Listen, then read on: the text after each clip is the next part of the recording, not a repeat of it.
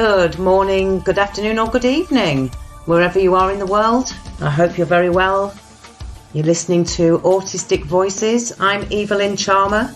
I'm a paediatric therapist and I'm the director of EdElf Child Therapy Limited and its sister training company for therapists, the Child Hypnotherapy Institute. And I've recently been diagnosed autistic myself. So I'm very inspired to bring you a diverse and rich range of autistic voices from the community.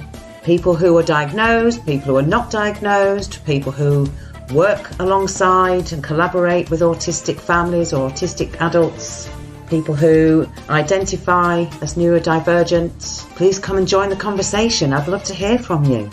You can email me at Evalynne, that's EVALYNNE, at childhypnotherapyinstitute.com or contact me via the show. Thank you for joining me with Autistic Voices.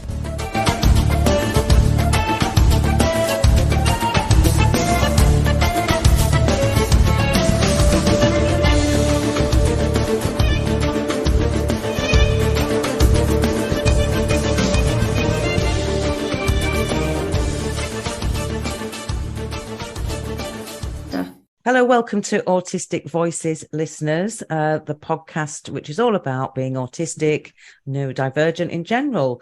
This show's guest is Anna Taylor. She's the CEO of a lovely charity in the northeast of England called Autism Matters. So welcome to the podcast. Thank you so much, and thank you for inviting me. I'm really excited to do this podcast. Well, I know you've got one of your own, so you can talk to us about that as well briefly. But let's just get into what Autism Matters is all about. So it's a non-profit charity that you are the CEO of, the Chief Executive Officer. So a very busy lady, I'm sure. But tell me a little bit about. So you set it up in 2012, and I just wondered what your starting point was. Yeah, so I was actually made redundant from another charity supporting autistic children. And I decided that the charity model that I was made redundant from was just not working.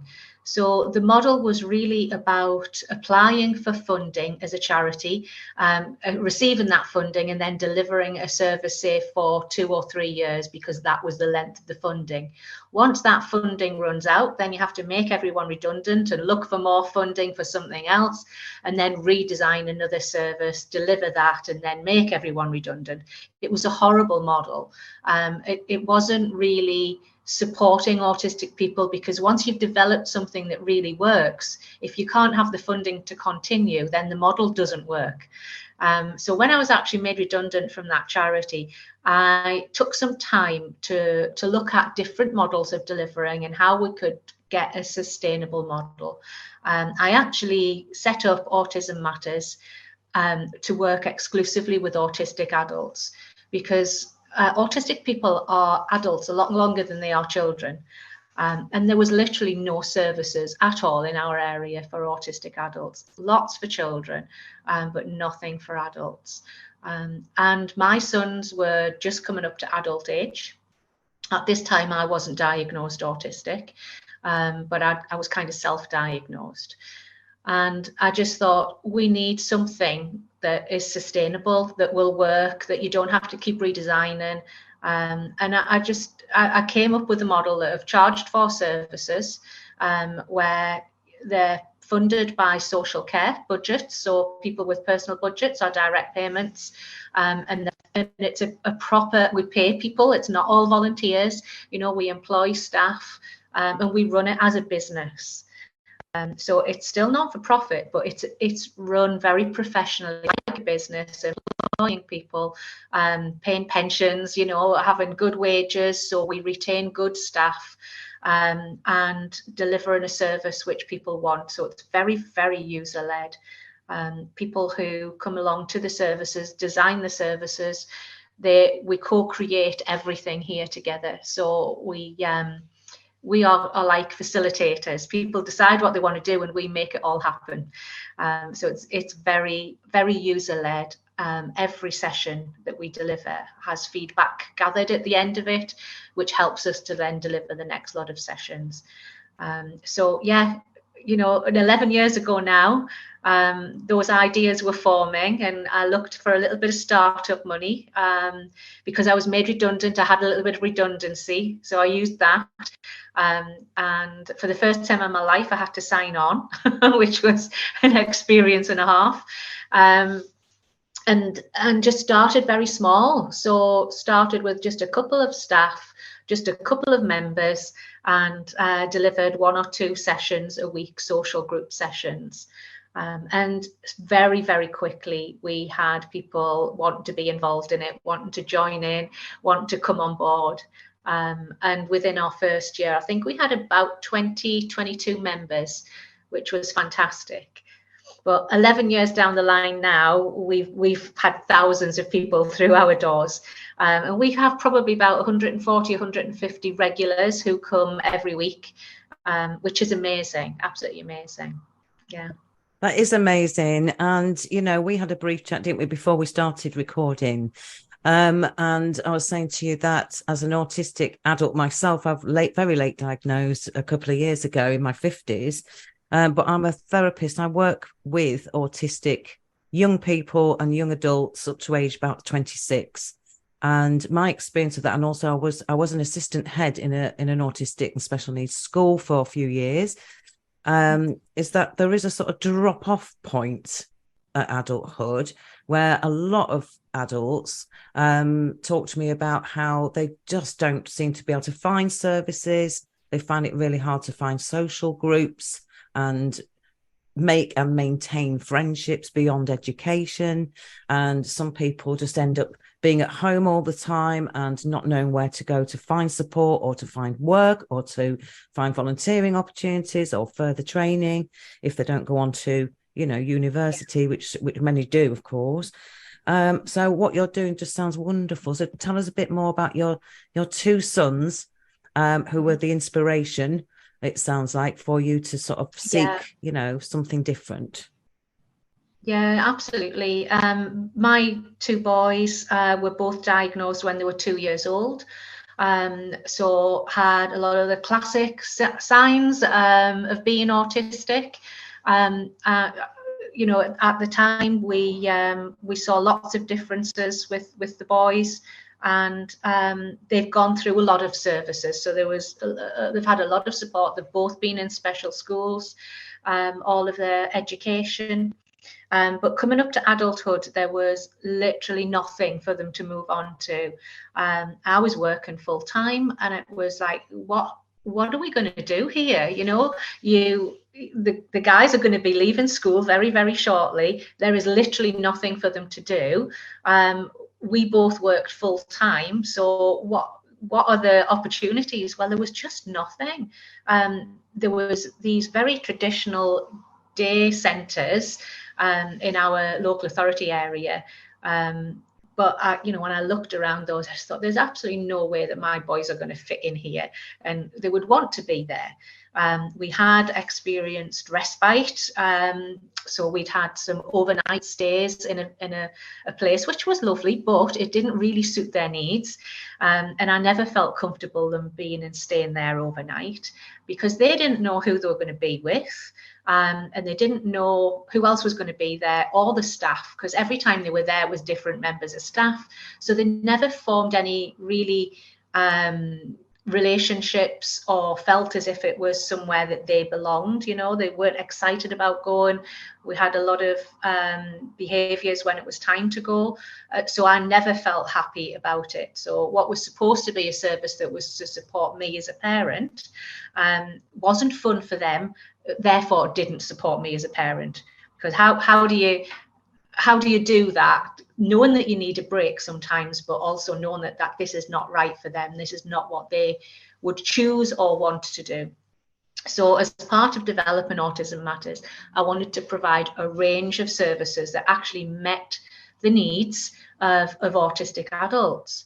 And the social groups was something people were saying a lot to me.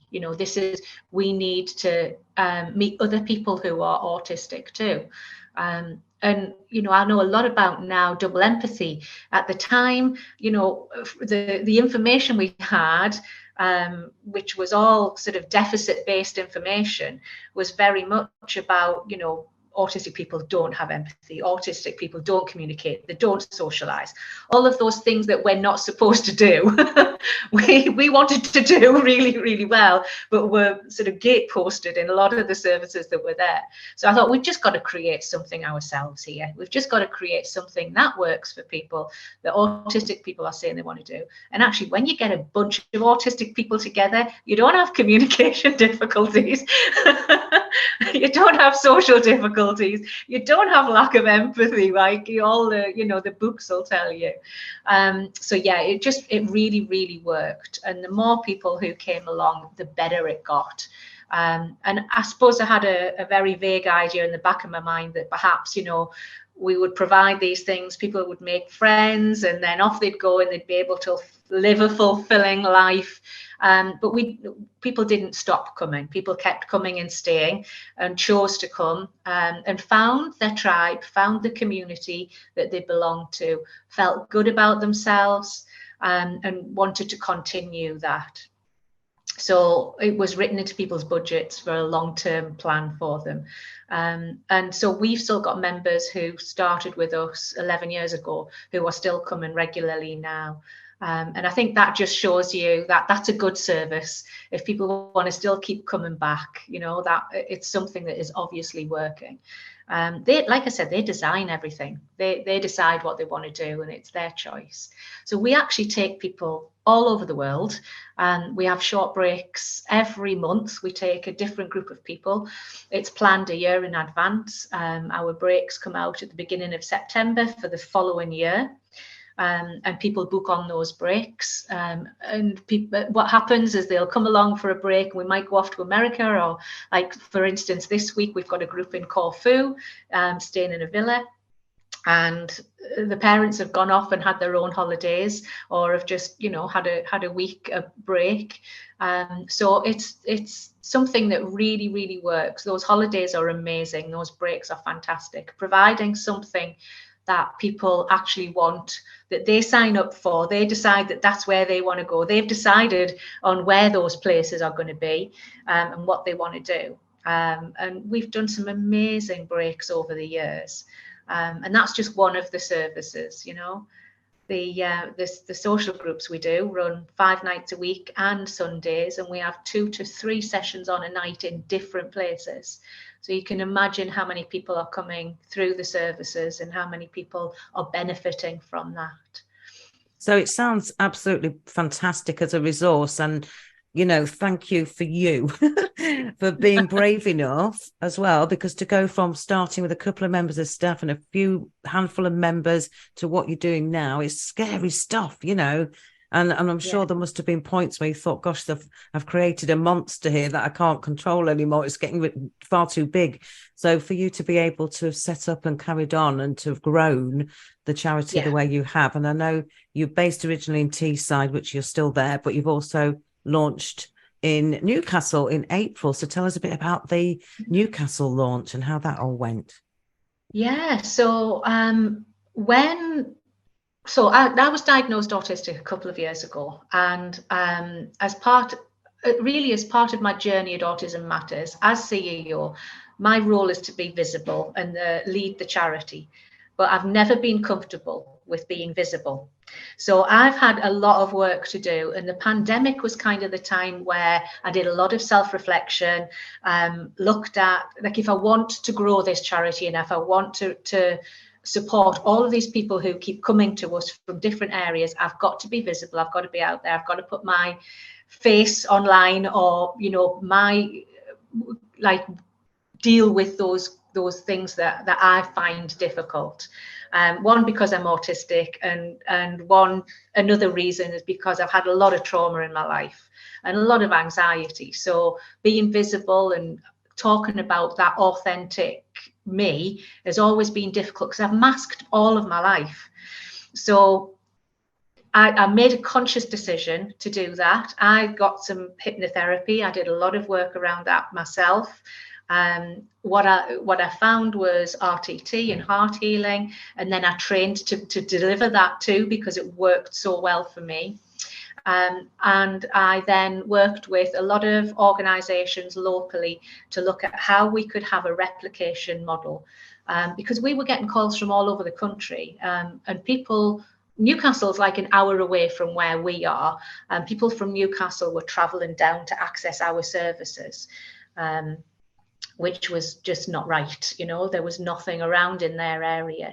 So we got some funding to explore how we could replicate what we could do. And I did a lot of courses as well, because I'm a bit of a control freak and I like to be able to do everything.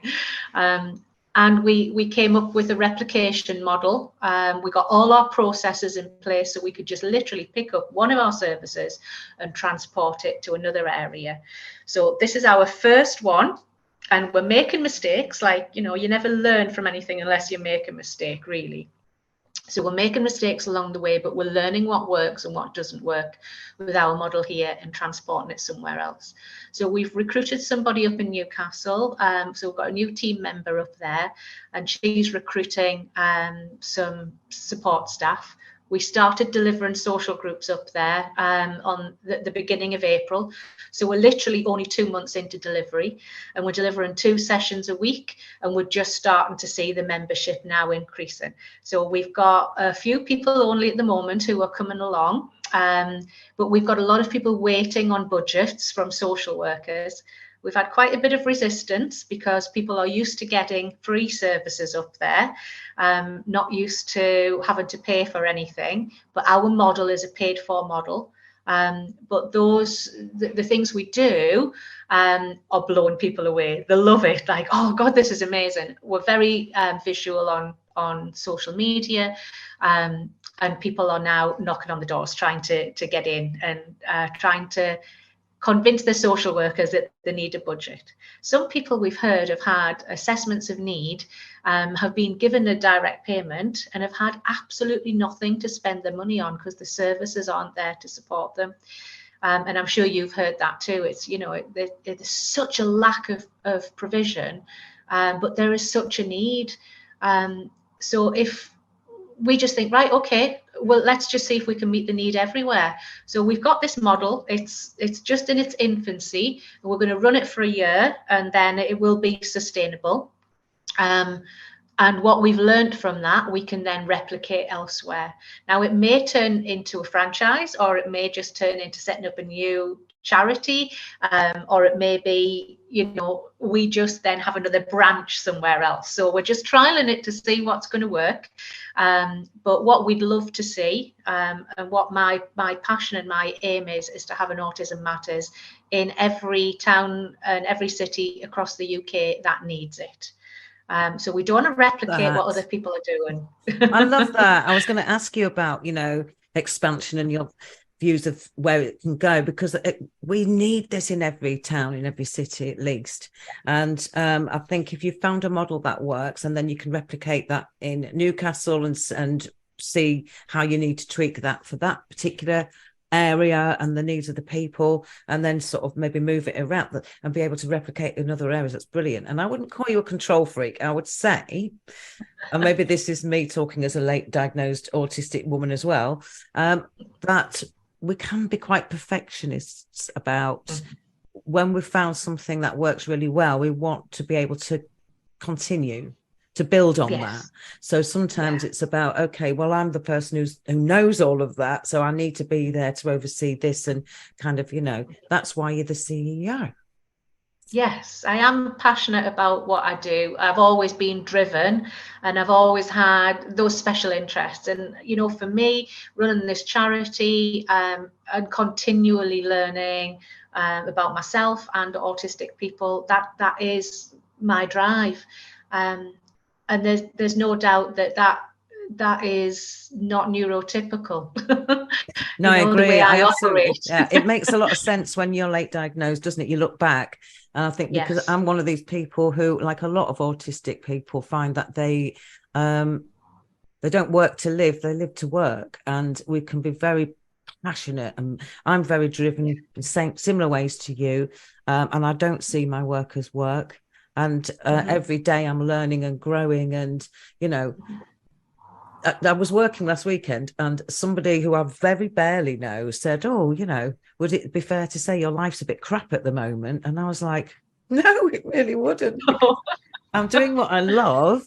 And you know, I'm really passionate and excited about what I'm doing on a daily basis, and the people I'm meeting and talking to, and everything that comes of that, and helping people, supporting neurodivergent people to be a bit happier, you know, is basically it. So I just wanted to quote you from the website, because I thought this was lovely, and I thought it might be nice if you can explain it a bit more. You said on your website, autistic adults are neurodiverse and part of our species evolution. Yeah, absolutely. Yeah. I think we've evolved to be like this. I don't see autism as a deficit at all. So one of my passions outside of autism is fossils. And I love, you know, I love things. I love looking at rocks and finding fossils. So, you know, evolution is actually one of my special interests, has been right from secondary school. You know, I was my favorite subject at school was geology, and I just found my passion around that. And all my life I've collected rocks and fossils and things, and I actually see us humans developing in a way that has evolved us as neurodivergent. I really don't think it is a deficit, that is a problem, that is something that we acquire. I think this is how we've evolved to be. Our neurons, you know, our senses have evolved in this way to meet a need. So I think the autism diagnostic manual needs rewriting. I think the training that is offered for professionals needs rewriting.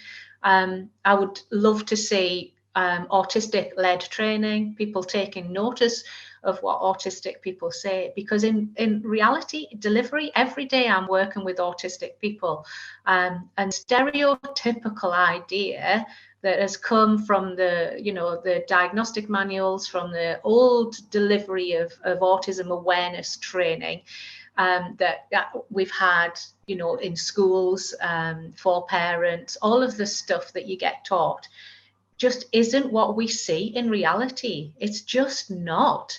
You know, saying that people are stereotypical, or saying that people don't socialize, or don't, you know, don't communicate, or are rigid in their routines. You know, a lot of those things that you see that are classically deficits are usually a reaction to the social world around us. You know, that this is a coping mechanism, because the world doesn't always make sense, because you're experiencing it slightly differently. You know, if you're really sound sensitive, then things around you are going to sound either a lot louder or a lot quieter, so you're going to adjust your behaviors around that. But you know, you can it doesn't mean that you're not able to do things, you know. And that's one of the things that when people come in to see us, that they feel like there's something wrong with them, and very, very quickly they see people around them who are successful, who have made adjustments in their life to cope with lots of different sensory input, and they see positivity. They see people being successful, and people changing the world, which is what we're here to do, one person at a time. You know, we're here to feel good about who we are. Totally agree. So there's so many things we could go off on, all sorts of tangents there, so I'll try not to. But I mean, I was thinking while you were talking there, so as a therapist working with neurodivergent children, young people and young adults, people often get the misunderstanding that therapy for autistic people is about training them not to be autistic socially or in public. No. And so I'm really clear about that. I make videos about it and say, look, that's the opposite of my values here. That's not what I'm trying to achieve. What I'm doing is helping people to feel they can be their authentic self and be accepted in the world, not only accepted but enjoyed and valued. So a lot of the kids there are see, times when we have to stay safe and we of have to course, mask. yes, and I'm not saying masking is the issue, but I think what can happen, isn't it, is people's sense of self-identity gets damaged by the responses of others as they go through life, and the response of society as a whole to them, with this deficit old-fashioned model, etc., as well, so that people can lose sense of who they are and feeling good about themselves. So a lot of the work I do is about helping develop that self-esteem and helping to sort of know, who am I really, when I'm not masking and all of that. But I think, everybody, neurodivergent or not, masks in society, and it's not purely a neurodivergent trait. People wear a different personality at work to what they do at home, or and it's the same everywhere. People sitting on the tube in London is a classic, isn't it? Because everyone's sitting there with a straight face, not talking, not communicating. And that's just the sort of social norm, which is weird to me. I'm there making faces at the kids I can see and stuff like that. The other thing that struck me about what you were saying there as well was about how when autistic people are together, they don't have those communication problems as much, because they're not trying to work out the neurotypical sort of nuances of speech and language, I think, because we're a lot more direct with each other, aren't we? Yeah, and it's safe to be who you are when you come along to Autism Matters. It's safe to stim. It's safe to observe and not take part. You can take part in a group session by just observing. You're getting so much from it. You're picking up on people's opinions and ideas, and you're listening and you're learning. So, taking part in a group doesn't mean, I don't know if you've ever been to these groups where you do an icebreaker at the first and everyone has to say something about themselves, and they are so traumatic for me. I hate those things. So it's okay to be an observer and still feel part of a group. Absolutely. And you mentioned a minute ago about people, it's nice to sort of give people a different perspective on what it means to be neurodivergent. And I'm a trainer and a tutor. I teach adults, and I've taught adults since 2006 in different things, child protection, safeguarding, all sorts of professional things. And I now teach a diploma in hypnotherapy. And I always tell my students that I'm autistic, but the first group I had to teach diploma in hypnotherapy, I thought, I don't know whether to say or not. I don't know whether they'll judge me. I don't know whether they'll be looking, or, so I told them at the end of, and it was a year-long course. And at the end of the course, I told them, and they couldn't have been more shocked. And I thought that's really interesting. And one of my students actually works with autistic people. And he was like, but you're so different from the autistic people I'm used to working with. And I was like, well, everyone's different from everyone. There's no one type of, so if you've met one autistic person, that's all you've done. You've met one autistic person. Absolutely. It doesn't mean that's all autistic people are like that. So I think it's really interesting to challenge those perceptions. I kind of enjoy it now a little bit. He said something like, you're the most competent autistic person I've met. And I thought, oh, that's really interesting. He did actually contact me and apologize afterwards, because he said, no, I realized after I said that, how that came across. And he said, I guess I've challenged my own thinking, because he said, I think I was coming from it as a disadvantaged disability deficit. Absolutely. Yeah. And he's an intelligent guy. He's worked with autistic people, so I think it's brilliant to get out there and to represent all of the differences, all of the neurodifferences, and make people realize that there's as many different neurodivergent people as there are neurotypical people.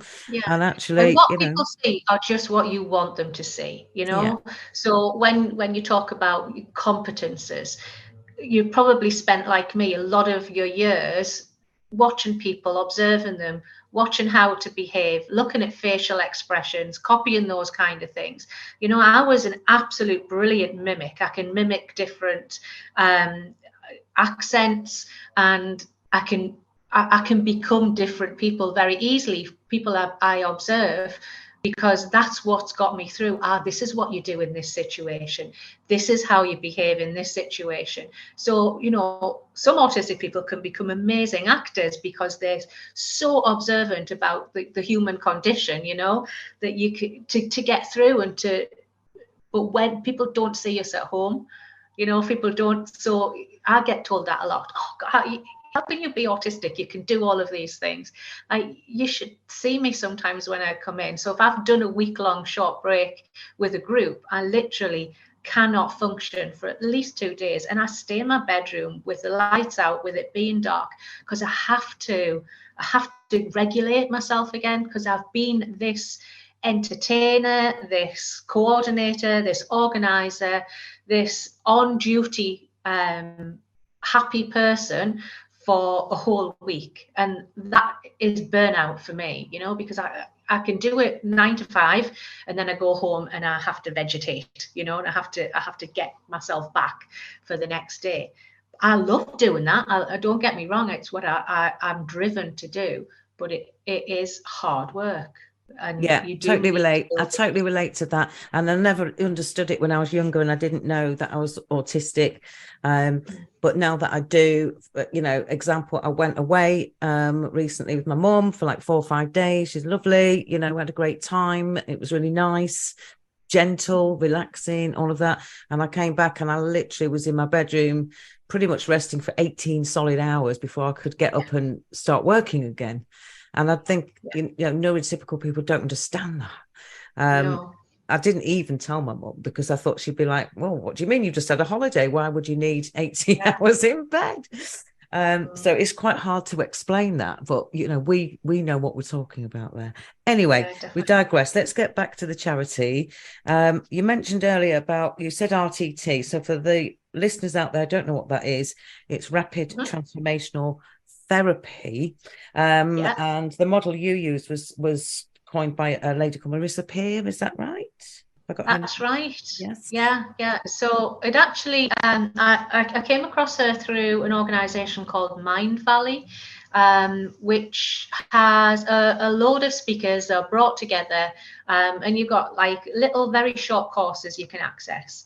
And I at the time was using alcohol as a coping method. So I had you know, this is a lot of, because I was autistic and didn't realize, you know, and I had this crutch. I had alcohol as a crutch, and my mum unfortunately passed away with cancer, and it was about a year after that, and I thought, you know what, my mum used alcohol all the time, I use alcohol all the time, I don't want to die young, I want to be here for my kids, so I need to tackle the overeating and the over drinking. So I need to tackle the substances that are out there. I wouldn't say I was an alcoholic, but I was probably on the road to it. I was using it a lot, and I was using it to calm myself down, using it to be sociable, those kind of things. And so I was literally just looking for support around that, and came across this woman called Marissa Peer, and I downloaded a book, read a book, and instantly I was losing weight, and I was not drinking anymore, and I was hypnotized to do that, and it was so fast because it just got to the root cause, like what you would be for years and years in therapy. This kind of solved it with one book and one hypnosis session. So I just thought, wow, this is amazing stuff. If this can make such a difference for me, with, you know, one session, I would love to learn more about it. And that's what I do. I have to learn, like, how does it work? Why does it work? And so I trained under Marissa Peer, and qualified as an RTT practitioner, which is Rapid Transformational Therapy. I didn't stop there though. I wanted to know more about hypnosis, so I trained with Mike Mandel, and I'm a certified hypnotist through him.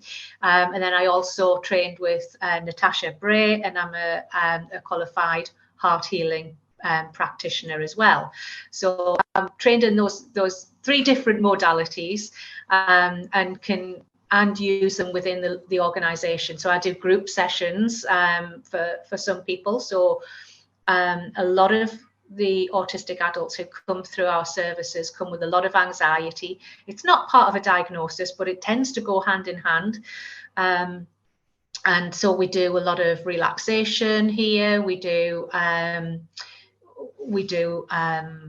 all sorts of little mini courses that we've put together to help people with addictions, with phobias, with anxiety, so helping people to relax and things as well, with deep breathing.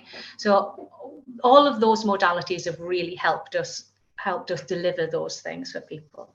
And RTT is something that I have a clinic in here once a month where people book in to come and see me, and we go through the RTT method, and it really does get to the root cause of things very, very fast. I love it, but it's not everything that we do here. I've got lots of different modalities that I use, and hypnosis techniques work so well with autistic people. Once you get past that critical mind, it works really well.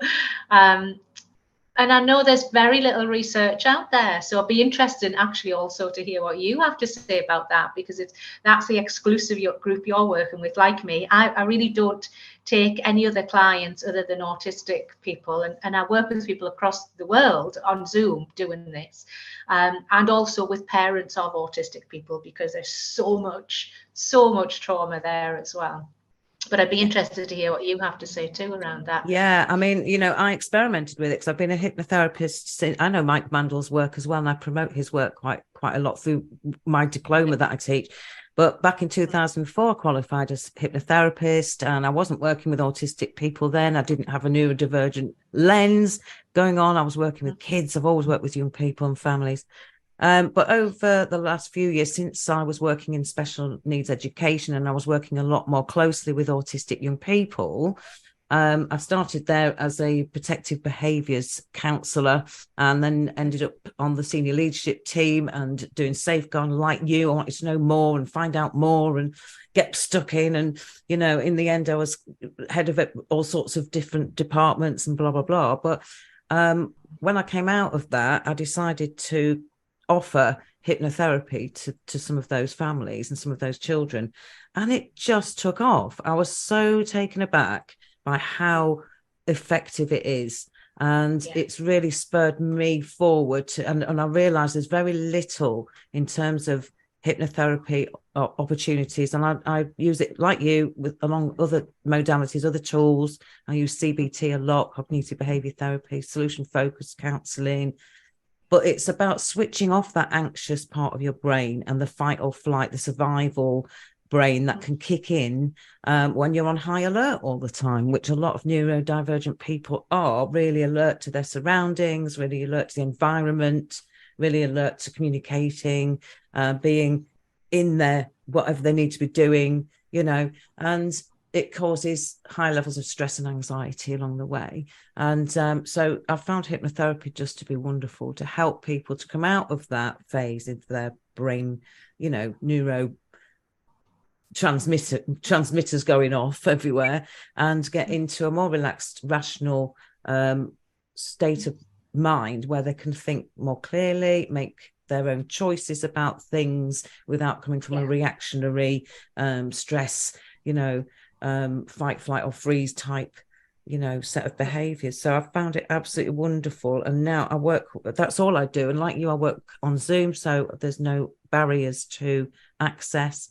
And also I've found that with working on video, people say, can you do hypnotherapy on video? It's even easier because people are in their own homes. They're already feeling fairly relaxed. They're not having to come to a you know, a venue where they might not like the smells, they don't know who they're going to meet there, or if anybody else is going to be around, or there's lots of what a lot of autistic people call variables to navigate. They're already ready to access that, and I think it's wonderful, absolutely wonderful. You know, people can turn their cameras off, can't they? I get people go and lie on their beds, I can't see them, there's no safeguarding concerns or anything like that to worry about. The camera's off, they're just listening to you through their headphones or something. It's wonderful. So I've had some amazing results, and I've been doing it now for nearly 4 years as full-time. And originally I just thought I'd just give it a go, you know, to the point where I've now developed a pediatric hypnotherapy CPD course that's been accredited, so that qualified therapists can learn the specifics and the differences of working with children and young people. And I'm now developing one for working with neurodivergent young people and young adults as well. So there's been a lot of interest in it, and I'm really pleased, because I think the more people can be out there using these tools with people, the better it's going to be for everyone. Absolutely, because they work, you know. Neurodivergent people are humans. Contrary to popular, you know, folklore, they, like I keep saying, is like, you know, we've just evolved to be brighter and we're just better versions. Yeah, we just evolved to be as amazing as we are. But yeah, we can still access all of those therapeutic approaches in it, and it is absolutely, like you said right at the beginning, it's absolutely not about masking or changing the way that we behave. It's in enabling us to be our authentic selves and value ourselves, rather than feel, you know, like there is something wrong with us. Yeah, or we're lesser than. So lastly then, you mentioned on your website your Autism Angels. So I thought let's hear about them. So our Autism Angels, I must tell you the history of this, because it is such a lovely story. We had a guy referred to us who had just been diagnosed. He was just under 60 years old, 58 he was when he was diagnosed. And he was referred to us because he'd had such a traumatic experience. He couldn't let this experience go. And I'm not going to go into details because it wouldn't be fair to him to do that. But he was making, as far as the local authority were concerned, he was making a nuisance of himself. So he was turning up at council offices, at the police station, making this complaint and talking about this incident that had happened over and over again. He was in the right, but nobody was listening to him. And so because he was making himself such a nuisance as far as they were concerned, because he couldn't let this go, they referred him to us to try and give him another focus. So we started working with him and found he was such a talented guy. I mean, amazing. He could literally turn his hand to anything. Such a creative guy. He was an amazing photographer. He was into nature, so he knew everything about everything. He could literally make anything at all with his hands, woodwork, metalwork. He was so talented. And so we designed a whole new project around him. So we thought, with all of these skills and talents that he has, let's help, because he was so good with some of the younger guys who were there too. So we said, let's help him be able to develop something where he can teach other people these skills. And that really gave him a focus. And although his mind has never fully been taken off the thing that is still bothering him, he's spending a lot more of his time focusing on good things in his life, you know, and passing on the skills that he's got to other people. So the Autism Angel project, with him as the main focus, and with we've got 3 staff, so we've got a manager and 2 other staff who are in there with them. It takes in autistic adults, Autism Angels we call them, and they learn all of these real life skills. So, you know, they're creating, they're making, they're learning as they go along. And then what they do with those skills is they go out and help the community for free and do jobs for them. So very like a handyman type service. But all of these skills they've learned together. And so they're going and doing all these amazing things in the community for people. And it's a real mind shift. So when you've been the recipient of care all your life, so you've always been the person who has received support, has received care, you then go out and help other people, and then you're the giver of that. What a difference that makes in people's lives. All of a sudden they've gone from like, I need all this support, to actually then supporting other people. And it adds so much value to people's lives. I mean, it's fundamental to our well-being, isn't it, to feel that we contribute to society and that we hold value in society. Yes. And I think you absolutely hit the nail on the head there. If you're somebody who's, even if you haven't accessed services, but you're somebody who society makes you feel like you should be, or you need you've got additional needs and, support needs through school or whatever it is. So you then finding your value of being useful and being able to give something to your community is amazing. I love that. I want an autism angel of my own. I've got loads of odd jobs they could be. But I think it's fantastic. Honestly, I really do. And as I said to you really earlier on in the podcast, I work with some young adults who are sort of mid to late 20s, and they just don't know what to do with themselves. And they've got so many skills and so much to offer and wonderful things to say. And that somehow they've lost their confidence along the way. And they just don't know. They want to help. A lot of autistic people I meet want to help and contribute, but they don't know where to start or how to go about it, or, whether it's the right thing or what's the right thing. And they get very, all caught up in that. So I do some work around that with people. But I think what you've set up there is wonderful. And, send honestly, it makes such our love out to those people. Makes such we have people come in for lots of different services here, but like every single person that comes through the door is unique, has got their own story, has got their own skills and talents. And so not one person has the same service here. That's the uniqueness about us, that we are so responsive to people as individuals. And we've helped people develop their own businesses. We've helped them get jobs. We've helped them with CVs. We've helped them in volunteering roles. We've helped them learn all these new skills. We've helped them manage money. We've helped them learn to drive. Or, whatever it is that they need, that they want to explore, then we go with that. Yes. Fantastic. It just sounds brilliant. Like you're totally client led, and you facilitate, like you said, what people's needs are and how to access these things. And that must make such a difference to people's lives. So before we finish then, how do people get in touch with you? How do people access the services, whether they're in Teeside or Newcastle at the moment? Yeah, so we have a website, which is www.autism-matters.co.uk. And that website, when you land on there, it gives you an option to go to Newcastle or Teeside. And hopefully it'll give you options for more places very shortly, which is lovely once we've got this model up and running. Or you can email us at info@autismmatters.co.uk. Or you can find us on social media. So we've got a big Facebook page for the Teeside area, and we've just opened another page for Newcastle, so they have their own page. Autism Angels have their own page too. And we're on Instagram and TikTok and all of the places where we find autistic people, basically. So a lot of people come to us through social media. We do get lots of referrals into the service, especially in the areas that we are, but we are getting referrals from areas outside of us. So currently we can't offer a lot of services outside of our catchment areas, but you can join our private Facebook group, which helps people to come together as a community and support each other.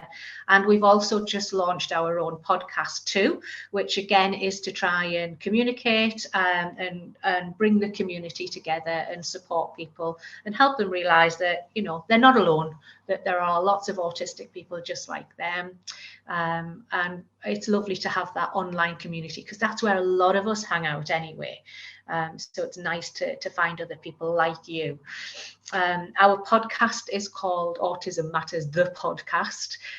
It's only 3 episodes long at the moment, but we are recording with lots of people. And it would be lovely to get you, Evalynne, as well onto the podcast at some point, because I think a pleasure. Absolutely. The work you do is brilliant, and we'd love to talk about that. Well, do you know what? One of the best things about doing the podcasts that I've experienced is exactly what you just said, Anna, is it's introduced me to all sorts of people all over the place. I've spoken to people in other countries as well who are doing amazing things. Either they are neurodivergent themselves, or they have neurodivergent siblings or children or parents and carers, or like you, they've set up organizations or they're working for organizations. And it feels like there's this enormous tribe doing incredible things, and it's really special. And the podcast will, honestly, I remember doing my first 3 and thinking, gosh, I wonder if I'll ever get past 10 shows, and now I'm sort of on 28, 29, something like that.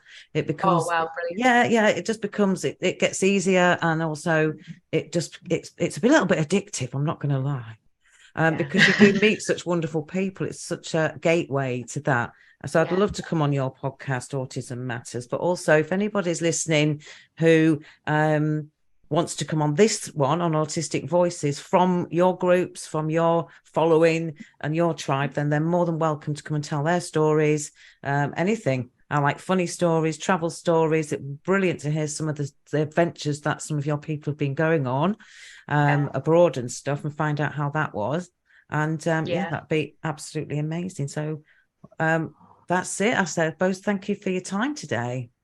No problem. It's been an absolute pleasure. Oh, it's been brilliant. So just to reiterate then, so it's autismmatters.co.uk.